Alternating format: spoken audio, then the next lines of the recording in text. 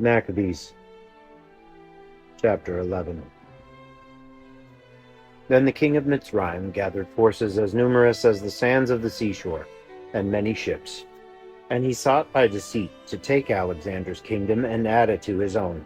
He set out for Syria with peaceful words, and the people in the cities opened their gates to welcome him, as King Alexander had ordered them to do, since Ptolemy was his father-in-law. But when Ptolemy entered the cities, he stationed a garrison of troops in each one. As they neared Azotus, they showed him the temple of Dagon destroyed by fire, Azotus and its suburbs demolished, corpses lying about, and the charred bodies of those burned in the war, for they had heaped them up along his route. They told the king what Jonathan had done in order to denigrate him, but the king said nothing. Jonathan met the king with pomp at Jaffa, and they greeted each other and spent the night there. Jonathan accompanied the king as far as the river called Eleutheris, and then returned to Jerusalem. And so King Ptolemy took possession of the cities along the seacoast as far as Seleucia by the sea, plotting evil schemes against Alexander all the while. He sent ambassadors to King Demetrius, saying, "Come, let us make a covenant with each other. I will give you my daughter, whom Alexander has married, and you shall reign over your father's kingdom. I regret that I gave him my daughter, for he has sought to kill me." He was criticizing Alexander, however, because he coveted his kingdom. After taking his daughter away, Ptolemy gave her to Demetrius, and broke with Alexander. The enmity between them was now evident. Then Ptolemy entered Antioch, and assumed the crown of Asia. Thus he set upon his head two crowns, that of Mitzrayim, and that of Asia. Now Alexander was in Cilicia at that time, because the people of that region had revolted. When Alexander heard the news, he came against Ptolemy in battle. Ptolemy marched out and met him with a strong force and routed him. When Alexander fled to Arabia to seek protection, King Ptolemy was triumphant. Zabdiel the Arabian cut off Alexander's head and sent it to Ptolemy. But 3 days later, King Ptolemy himself died, and his troops in the strongholds were killed by the inhabitants of the strongholds. Demetrius became king in the 167th year. In those days, Jonathan gathered together the people of Yehudah to attack the citadel in Jerusalem, and they set up many siege engines against it. But some transgressors of the law, enemies of their own nation, went to the king and informed him that Jonathan was besieging the citadel. When Demetrius heard this, he was enraged, and as soon as he heard it, he set out and came to Ptolemais. He wrote to Jonathan to discontinue the siege, and to meet him for a conference at Ptolemais as soon as possible. On hearing this, Jonathan ordered the siege to continue. He selected some elders and Kohanim of Israel and put himself at risk. Taking with him silver, gold, and apparel, and many presents, he went to the king at Ptolemais and found favor with him, although certain renegades of his own nation kept on bringing charges against him. The king treated him just as his predecessors had done, and exalted him in the presence of all his friends. He confirmed him in the kahuna, and in the other honors he had previously held, and had him enrolled among his chief friends. Jonathan asked the king to exempt Yehudah and the 3 districts of Shomron from tribute, promising him in return 300 talents. The king agreed and wrote a letter to Jonathan about all these matters as follows. King Demetrius sends greetings to his brother Jonathan, and to the Yehudi nation.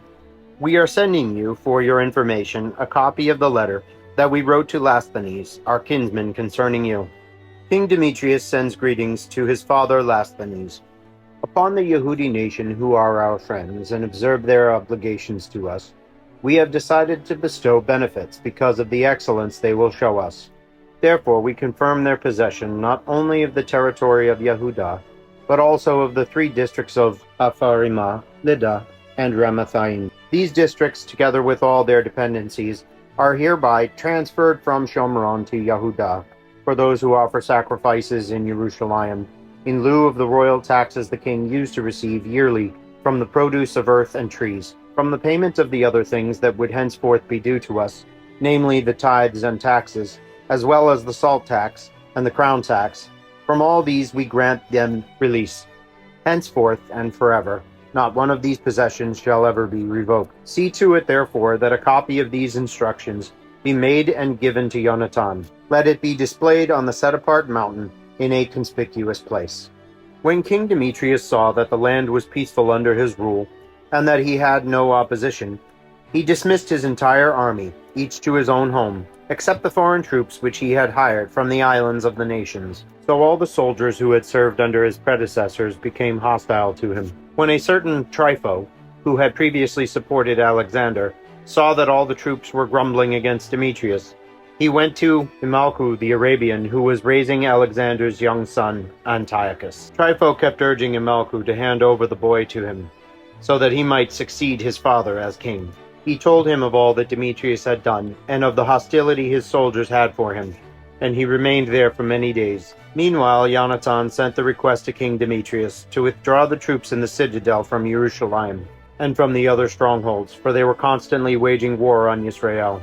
Demetrius in turn sent this word to Jonathan: I will do not only this for you and your nation, but I will greatly honor you and your nation when I find the opportunity.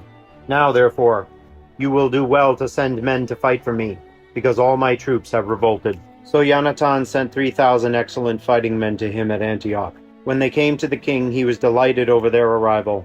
The populace, 120,000 strong, massed in the center of the city in an attempt to kill the king. So the king took refuge in the palace, while the populace gained control of the main streets of the city and prepared for battle. Then the king called the Yehudi force to his aid. They all rallied around him and spread out through the city. On that day they killed about 100,000 in the city. At the same time they set the city on fire and took much spoil. Thus they saved the king. When the populace saw that the Yehudi force controlled the city, they lost courage and cried out to the king in supplication, Extend the hand of friendship to us, and make the Yehudim stop attacking us and the city. So they threw down their weapons and made peace. The Yehudim thus gained honor in the eyes of the king and all his subjects, and they became renowned throughout his kingdom. Finally they returned to Jerusalem with much plunder. But when King Demetrius was sure of his royal throne, and the land was peaceful under his rule, he broke all of his promises and became estranged from Jonathan. Instead of repaying Jonathan for all the favors he had received from him, he caused him much distress. After this, Trypho returned and brought with him the young boy Antiochus, who became king and put on the diadem. All the soldiers whom Demetrius had discharged rallied around Antiochus and fought against Demetrius, who was routed and fled. Trypho captured the elephants and occupied Antioch. Then young Antiochus wrote to Jonathan, I confirm you in the kahuna, and appoint you ruler over the 4 districts, and to be one of the king's friends. He also sent him gold dishes and a table service, gave him the right to drink from gold cups, to dress in royal purple, and to wear a gold buckle. Likewise he made Jonathan's brother Shimon governor of the region from the ladder of Tyre to the border of Mitzrayim. Jonathan set out and traveled through the province of west of Ephrath and its cities, and all the forces of Syria espoused his cause as allies. When he arrived at Ashkelon, the citizens welcomed him with pomp. But when he set out for Gaza, the people of Gaza shut him out.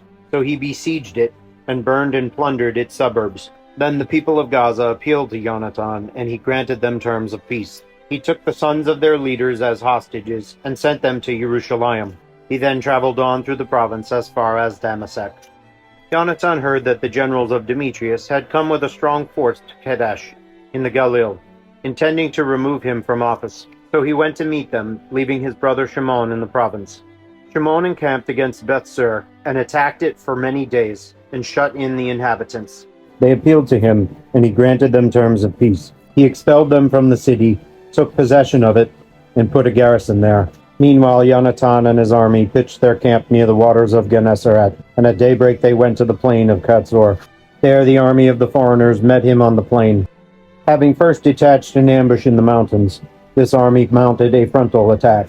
Then those in ambush rose out of their places and joined in the battle. All of Jonathan's men fled. No one stayed except the army commanders Mattityahu, son of Absalom, and Yehuda, son of Calphi. Jonathan tore his clothes, threw dust on his head, and prayed. Then he went back to the battle and routed them, and they fled.